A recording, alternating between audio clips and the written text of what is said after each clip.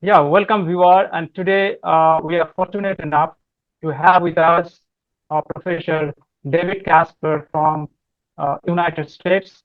And today we will learn about Stoicism and Stoic practices.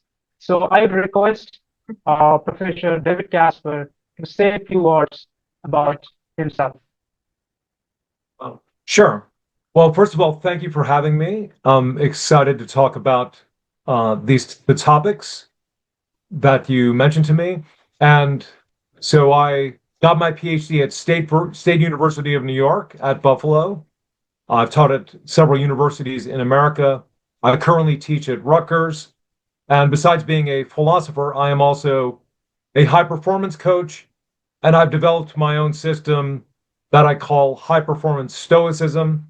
It's, in a sense, stoicism for people that want to be at the top of their game. Okay. So thank you so much, Professor David Kaspar. So let us dive into our main topic, that is Stoicism. And though it's a very ancient practice, and it started, a few thousands years ago, but how this Stoicism still relevant in today's uh, era? So could you please say something about it and how it helps the students particularly to have a greater life or to get success? Well, stoicism is a comprehensive philosophy. That is, it has a view of the entire world, of the entire universe. And the thing that is most distinctive about it that many people are drawn to is its ethical theory. And what we mean by an ethical theory with Stoicism is a way of living your entire life. Mhm. And there are a couple things that are distinctive about this philosophy. One of them is the supreme good in your life is nothing else than the best state of your soul, the best state of your mind, which they call virtue. And so a person of virtue has an excellent mind. As the Stoics put it, they have an expertise at living, they master living. And so they're able to handle anything that happens in their life better than they did before they started practicing Stoicism. And Mhm. for someone who is a professional, someone who wants to do big things in their lives, and if we talk about students, it's going to be especially helpful for students because students, especially when they start to get into the topics of high school and they're already thinking about going to university, things start to get stressful, pressure starts to be a big thing in their life. And that's a Stoic specialty to enable you to perform at your very best, no matter what the circumstance. And so I think students would do very well to start looking into Stoicism, and they would do even better to start practicing it. Okay, that's great. That's wonderful. So what I want to know exactly is that how this practice can help the students to control their emotion and when they are really in the high stress situation. So when they maybe facing some interview or maybe having some test. So how this practice can really help them to overcome those stress and those anxiety. Well, when we talk about practicing Stoicism, I think the best statement on what's involved is given by the Stoic philosopher Epictetus. He says about himself, I want to learn to understand and follow nature. Now, what nature Mhm. is, that's an important topic. It might include some of the things you might think are in nature, but it has to do with the fact that each of us is a essentially rational being. And the Stoics Mhm. believe that the universe is run by a rational being. So they call this being the master reason. They call it Zeus. They call it God. And so that's what you want to live in accordance with. And since we have a rational nature, one of the things that's going to be important for someone who's practicing Stoicism is the first part of what I said. They have to understand the world differently. And one of the ways Mhm. in which the Stoics encourage us to understand the world differently is to look at the big picture of your life. It's all right to see yourself as just a very little being in a immense, massive universe that's difficult to comprehend. And one of the reasons to do this is because the situations that are, you think the whole world depends on whether you pass this test, whether you do well in this class or not, you really want to see them in perspective, because from a much larger perspective, you'll see you've already been through many stressful things in your life. And when you think about adults, that people are out there in the world outside of university when they finish, Mhm. many people that are children would say, or people in school would say, I think that looks a lot more stressful than school. So looking at things in that big picture perspective, you start to see, all right, by fully engaging with this work and studying for it, what I'm doing is I'm starting to make my mind excellent, and I'm starting to move toward wisdom. So there's a benefit of passing the tests that's much bigger than just whether you get a great grade or not. It's about building yourself. So you want to see everything in your life about in the perspective of how is this going to build my life? And if you think about it, the most challenging things are going to build you the most. So here's a way of seeing this. Think about any action movie where someone goes from being a regular person to becoming a hero. Think about your favorite heroes in history. So in America, many people would look at, for example, George Washington. Mhm. Now, you don't become the heroic person without going through many trials, but here's what most people miss. Going through difficult situations, it makes you into a different person. So, because of that, the bigger the challenge, the bigger it will make you. And Mhm. so, someone who's stressing out about, okay, I have this math test, I have this language test, I have a test in literature or physics, they should look at it and say, what is it going to make out of me to go through this process? And when you think about it that way, you'll say, if I really go for it, study hard and get a great grade, it's not just the grade that's going to be the big deal. The big deal will be I am making myself a bigger person, a more rational person by going through all this. Right. So wonderful way of explanation. It's really wonderful to listen to this, and if they can implement in their life, that is going to give them a great result.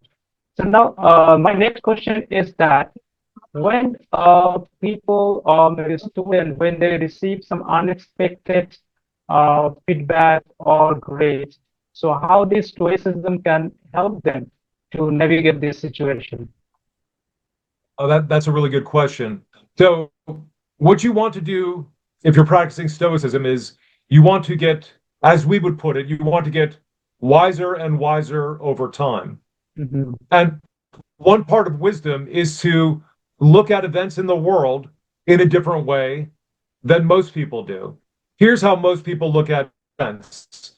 They think about things like getting fired, Mhm. getting into a car accident, getting sick. Most people think about that as, well, I don't want to think about that Mhm. because I don't want that to happen.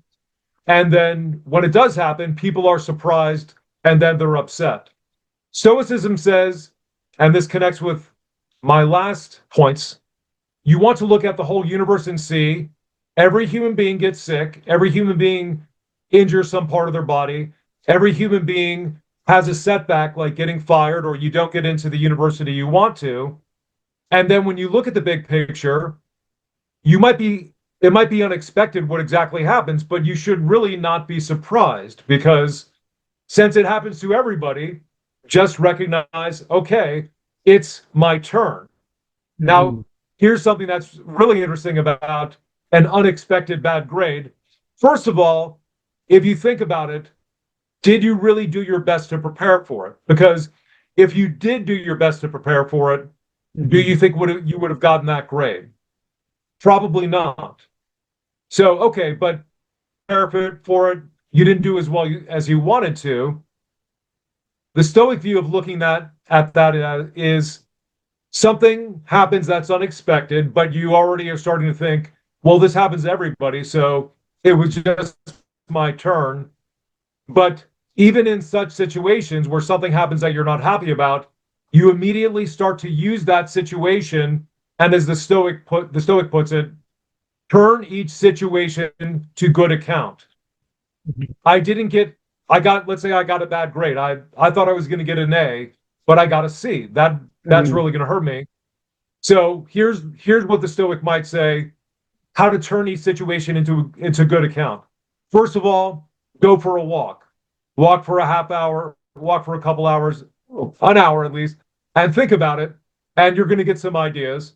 But then instead of going home and saying, my life is over, which is obviously an exaggeration, take out a pen, take out a pad, take out your computer and start to think about, okay, what can I do differently to improve in the next for the next situation? It might be you don't have really good study habits, Mhm. so think about a set of habits that will help you. In any case, anything that happens, the beauty of it, according to Stoicism, is you can turn it into a good situation by starting to reflect in a better way and then working on the skill you want and then also on your mind to make something good out of the situation. Right, absolutely. I really love it. The way you explain all these things, like what they should do, that the students particularly, they should not take everything in a negative way. They should reflect and they, go ahead with the flow.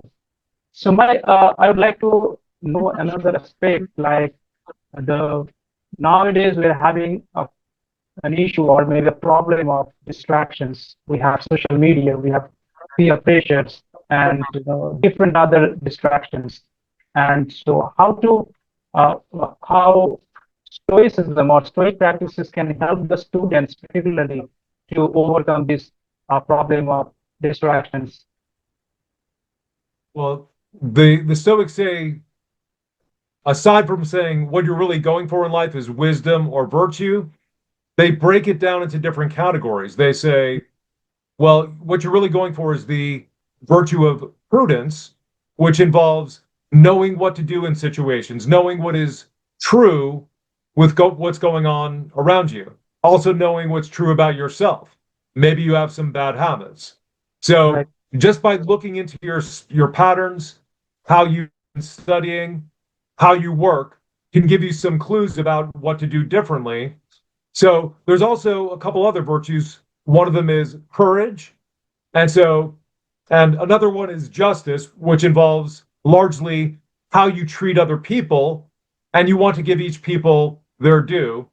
But the fourth of their primary virtues is called temperance or self control.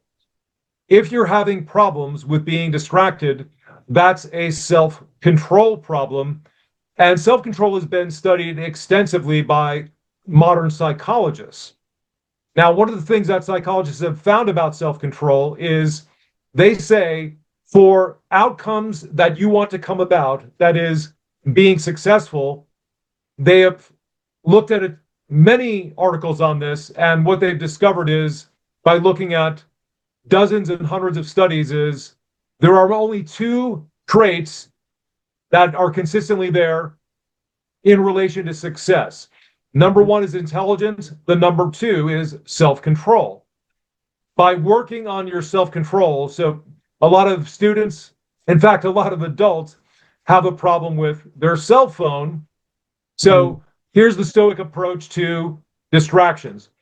First of all, identify the things that are the problem in your life. What kinds of things are distracting you? The second thing you want to do is you want to start observing your mind and what happens as you become distracted. Because a lot of times we have an impulse to, for example, check our phone because, okay, we don't want to miss some news, we don't want to miss an email. But that's where you start to observe yourself. Observing yourself is going to tell you something about why you're giving into this impulse. Mm-hmm. The next thing you want to do, and the Stoics recommend this, is you want to pause, recognize what's going on, Mm-hmm. and then give yourself a chance to make a different decision. So, in other words, a way you could put this is just be open-minded about it. You have an impulse to pick up your phone, just say, hold on, I'm going to watch what's going on in my mind. I'm going to watch the thoughts that I have. And all I want to do is pause. And in that pausing itself, that gives you an opportunity to say, okay, what are my choices here? I could just pick up the phone and then build this habit until my addiction is stronger. Or I could say, just this one time, I'm going to put the phone down. Once you've done that, you're already starting to move yourself in a better direction of being a self-controlled person, because anytime you don't do the bad habit, you weaken it. Mm-hmm. And so if you replace it with the good habit of I'm going to ignore my phone, let's say, for an hour. And this is a handy way to do this for students. Say, I'm going to study for an hour, and my one rule is I'm not checking my phone. So when you have an impulse, you say, okay, well, the hour's not up. Use a timer. And then when you go the whole hour without the phone, you'll see, all right, your impulse to do it, it can still be strong, but it's not going to be as strong. And Stoicism has a lot to say about self-control, but I've just given a couple ideas. Okay, that's again a wonderful explanation that how the distractions can be resolved. So we have got a lot more things to learn from Professor David Kaspar, but we have time constraints. So today we have wrap it up, and we'll look forward to having you again in our next episode of podcast. So we'll have a series of podcasts coming up. So if any viewer have anything in their mind, they want to learn something, you can put your comments in the comment section, so that we can know that what are the aspects, what are the things you want to learn, and we can come and we can have more such wonderful sessions in the coming days. So thank you, Professor David Kaspar. It's been really wonderful discussing with you, and it's an honor and pleasure for us to have you in this talk show, in this discussion. So thank you so much, and we'll come back in the next episode of podcast with a different topic on Stoicism. Thank you so much. Yeah. Thanks for having me on.